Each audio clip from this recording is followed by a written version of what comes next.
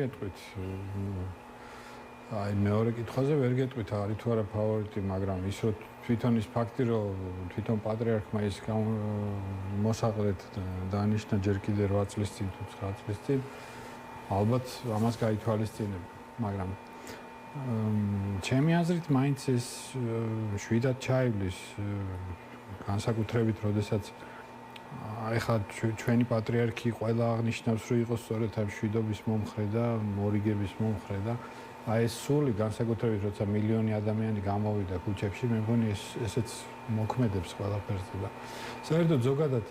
იმის თქვა მინდა რომ როდესაც არის არჩევნები ცოტა სხვა მაგალითს მოვიყვან თუ შეიძლება აი თქვა ერთი ძალიან ჩემთვის საყვარელი თეოლოგი ამბობს რომ როდესაც მიდიხარ ზიარებაზე თქვა უნდა მაქსიმალურად მოემზადო ასე შემდეგ რომ ღირსეულად ასე თქვა მიიღო ზიარება მაგრამ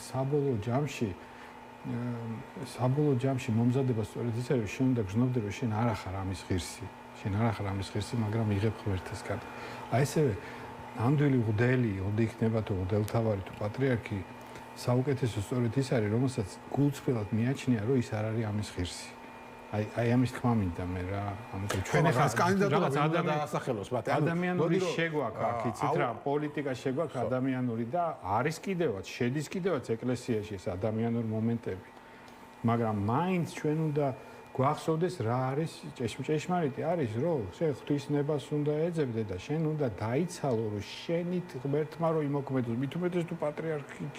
თუ აგირჩიეს რა ანუ სხვა არის ქრისტიანობა ამის თქმა მინდა ხო მესმის